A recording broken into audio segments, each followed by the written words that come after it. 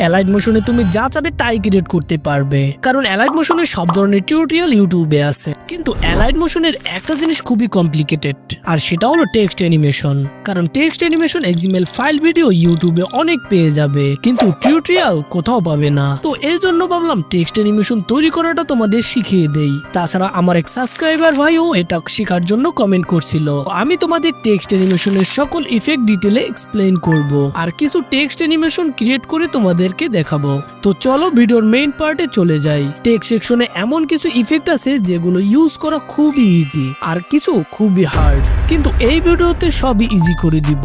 তো এখন চলো তোমাদেরকে নর্মাল থেকে প্রফেশনালে নিয়ে যাই। তো আমাদের সবচেয়ে সহজ ইফেক্টটা হলো টাইম কোড।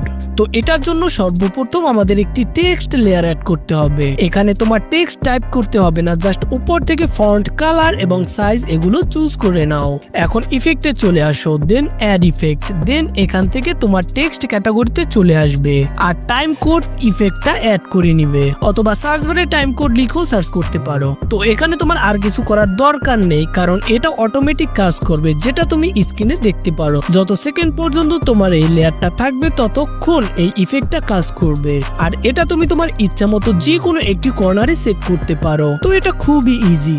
এই ইফেক্টটা আশা করি সবাই বুঝতে পারছো।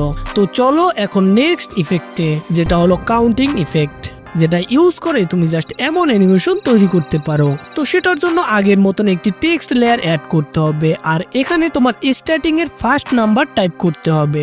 আমি এখানে 100 টাইপ করলাম। এখন এটার ফন্ট, কালার এগুলো একটু অ্যাডজাস্ট করে নিবে, আর আমি এটার সাইজটা একটু বাড়িয়ে নিলাম। তোমার চয়েস অনুযায়ী তুমি এটা করতে পারো।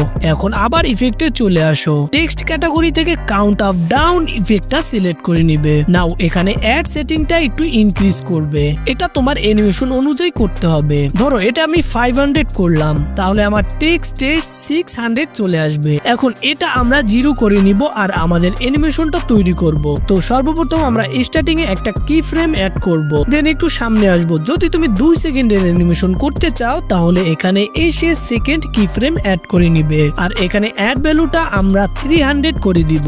এখন যদি আমার অ্যানিমেশনটা প্লে করি তাহলে তুমি দেখতে পারবে খুব সহজে কত সুন্দর একটা অ্যানিমেশন তৈরি করে ফেললাম। তো এখানে তুমি ইচ্ছা করলে গ্রাফও অ্যাড করতে পারো, যাতে তোমার অ্যানিমেশনটা আরো স্মুথ হয়। তো এই ইফেক্টটাও ছিল খুব সিম্পল একটা ইফেক্ট। তো এখন চলো নেক্সট ইফেক্টে, যেটা হলো টেক্সট প্রোগ্রেস।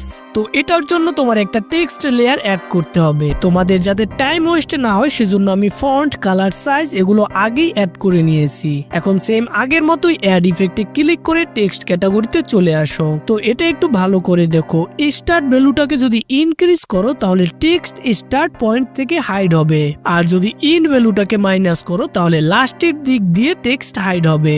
আশা করি এটুকু বুঝছো। চলো এখন একটা অ্যানিমেশন ক্রিয়েট করে দেখাই। তো এই ইফেক্টটা দিয়ে ইন অ্যানিমেশন তৈরি করতে হলে তোমার এন্ড ভ্যালুর সাথে খেলতে হবে, আর আউট অ্যানিমেশন তৈরি হবে স্টার্ট ভ্যালু দিয়ে। আর তুমি কি ফ্রেমের এদিক ওদিক করে অ্যানিমেশন চেঞ্জ করতে পারো। তো শুরুতে এন্ড ভ্যালু সিলেক্ট করে একটি কি ফ্রেম অ্যাড করতে হবে, আর যত সেকেন্ডের অ্যানিমেশন করতে চাও সেখানে এসে সেকেন্ড কি ফ্রেম অ্যাড করবে। এখন প্রথম কি ফ্রেমে এসে ইন ভ্যালুটাকে 0 করে দাও। দ্যাটস ইট, তোমার অ্যানিমেশন রেডি। এটা একটা টাইপিং ইফেক্ট হয়ে গেছে। আর যদি কি ফ্রেম চেঞ্জ করো তাহলে অ্যানিমেশনটাও চেঞ্জ হবে। এখন ইফেক্টটার নিচে কার্সার এবং বিলিং কার্সার দুইটা অপশন পেয়ে যাবে। তো ননে ক্লিক করে তুমি কার্সার চেঞ্জ করতে পারো, যেটা জাস্ট এমন দেখাবে, আর এটা দিয়ে আরো রিয়েলিস্টিক ও সুন্দর করে। তুমি তোমার মন মতন যে কোনো একটা কার্সার সিলেক্ট করে টেস্ট করে দেখতে পারো। তারপর নিচে বিলিং কার্সার যদি এনাবল করো তাহলে তোমার কার্সারটা বিলিং করবে। তো এটা বিলিং করানো বা না করানো তোমার উপর ডিপেন্ড করে। আশা করি এই ইফেক্টটাও ক্লিয়ার ভাবে বুঝতে পারছো। তো এখন চলো নেক্সট ইফেক্টে, যেটা হলো টেক্সট স্পেসিং। তো আমি অলরেডি টেক্সট অ্যাড করে রেখেছি। এখন ইফেক্টে এসে টেক্সট ইফেক্ট সেকশনে চলে আসবে আর টেক্সট স্পেসিং ইফেক্ট অ্যাড করে নেবে। তো এখানে তোমরা দুইটা অপশন পেয়ে যাবে। প্রথমে আছে লেটার স্পেসিং, দ্বিতীয় লাইন স্পেসিং। তো লেটার স্পেসিংটা যদি ইনক্রিজ করো তাহলে তোমার টেক্সট টেক্সট এর লেটারের মধ্যে স্পেস বেড়ে যাবে। এখানে অ্যালাইট মোশন লেখাটা নিচে চলে আসছে, যেটা পেয়ারিং এর কারণে হচ্ছে। তো এটার জন্য আমরা এডিট টেক্সটে চলে আসব আর এই গোল অপশনটা দিয়ে পেয়ারিং ইনক্রিজ করে নিব। তো লেটার স্পেসিং এর ক্রিয়েটিভিটি দেখাতে হলে বা যেসব লেখা এমন থাকে সেই লেখার মধ্যে স্পেস আনার জন্য এই ইফেক্টটা তুমি ব্যবহার করতে পারো। আর লাইন স্পেসিংটা যদি ইনক্রিজ করো তাহলে কি হয় সেটা তো তোমরা স্ক্রিনে দেখতে পাচ্ছ। এটা ইনক্রিজ করলে বেসিক্যালি তোমার লাইনের মধ্যে গ্যাপ ক্রিয়েট হবে। আর এটা দিয়ে শুধু গ্যাপ তৈরি করা না, এটা দিয়ে তুমি অ্যানিমেশনও তৈরি করতে পারো। ওকে, আমি একটা টেক্সট অ্যাড করে অলরেডি এই ইফেক্টটা অ্যাড করে নিয়েছি। শুরুতে লেটার স্পেসে তোমরা একটা কি ফ্রেম অ্যাড করবে, তার 1 সেকেন্ড সামনে এসে দ্বিতীয় কি ফ্রেম অ্যাড করবে। এখন ফার্স্ট কি ফ্রেমে এসে লাইন স্পেসিং মাইনাস করতে থাকো যতক্ষণ না পর্যন্ত তোমার টেক্সট জাস্ট এমন দেখতে না লাগে। দেন এখানে গ্রাফ অ্যাড করে দাও, তোমার সিম্পল অ্যানিমেশন রেডি হয়ে যাবে। এখানে তোমার গ্রাফ চেঞ্জ করে অ্যানিমেশনটা আরো কুল করতে পারো। এখন আমাদের আর একটা ইফেক্ট অ্যাড করতে হবে, সেটা হলো ফেড ইন ফেড আউট। এটা অ্যাড করার পর আউট ভ্যালুটা 0 করে দিবে এন্ড আমাদের ফাইনাল অ্যানিমেশন রেডি।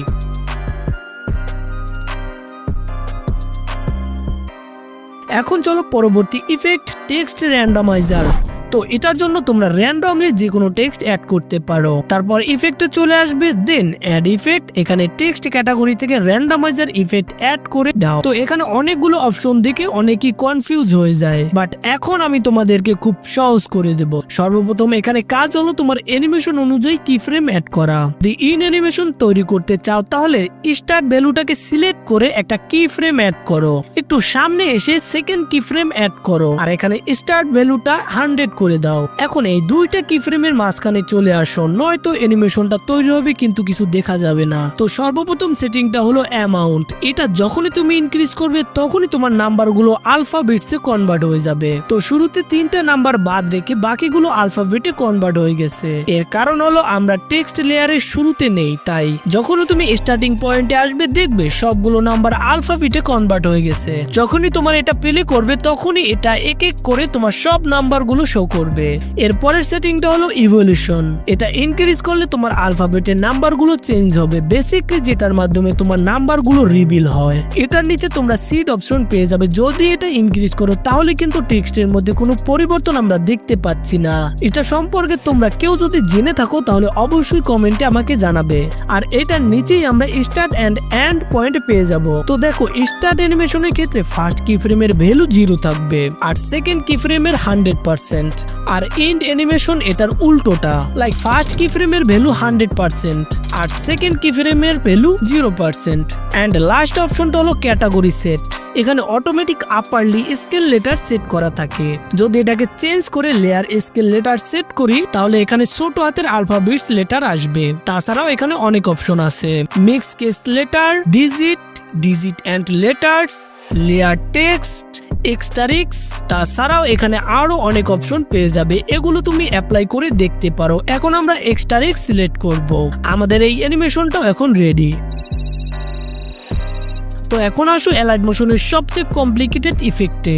এটার নাম হলো টেক্সট ট্রান্সফর্ম। আর সবচেয়ে বেসিক সেটিংস তোমরা এই ইফেক্টটার মধ্যেই দেখতে পাবে। তো ইফেক্টে গিয়ে টেক্সট ক্যাটাগরি থেকে টেক্সট ট্রান্সফর্ম ইফেক্ট অ্যাড করে নিবে। এটা দেখে অনেক লোক কনফিউজ হয়ে বলবে তো এই ইফেক্টটা একটু খেয়াল করে দেখো। প্রথম অপশনটা হলো রেঞ্জ। এটা ওপেন করতে তোমাদের সামনে অনেক অপশন চলে আসবে। এখানে সর্বপ্রথম কাজ হলো তোমার অ্যানিমেশন অনুযায়ী কি ফ্রেম অ্যাড করা। এখানে স্টার্ট এবং এন্ড সেটিংস থেকে স্টার্ট সিলেক্ট করে ভিডিও শুরুতে কি ফ্রেম অ্যাড করো আর টাইমলাইনের সামনে এসে আর একটা কি ফ্রেম অ্যাড করো আর এটার ভ্যালু 100% করে দাও। তো এটুকু করার পর তোমার রেঞ্জের কাজ কমপ্লিট হয়ে যাবে। ফিজ অপশনটা এক্সপ্লেইন পরে করব। এখান থেকে ক্লোজ করে ট্রান্সফর্ম সেটিংসে চলে আসো। আর এখানে প্রথম অপশনটাই হলো কম্পোনেন্ট। যদি তোমার টেক্সটে সিঙ্গেল ওয়ার্ড থাকে তাহলে এখানে লেটার সিলেক্ট করবে, যদি একটা লাইন হয় তাহলে ওয়ার্ড সিলেক্ট করবে, আর যদি মাল্টিপল লাইন হয় তাহলে লাইন সিলেক্ট করবে। আমাদের এখানে একটা ওয়ার্ড আছে তাই আমরা এখানে লেটার সিলেক্ট করব। তারপর আছে অ্যাঙ্কর সেটিং। যদি তোমার টেক্সটের একের বেশি শব্দ থাকে তাহলে এটা কাজে আসবে, তাছাড়া এটার কোনো কাজই নেই। এখন তোমার অ্যানিমেশন তৈরি করা স্টার্ট হবে। তো এখানে অফসেটে দুইটা অপশন আছে, এক্স এন্ড ওয়াই। যদি এক্স ভ্যালুটা ইনক্রিজ করো তাহলে তোমার টেক্সট একটা সাইডে চলে আসবে, আর ডিক্রিজ করলে সেম পজিশনে চলে আসবে। তো আমরা এক্স কে 0 করে নিব, দেন ওয়াই সিলেক্ট করব।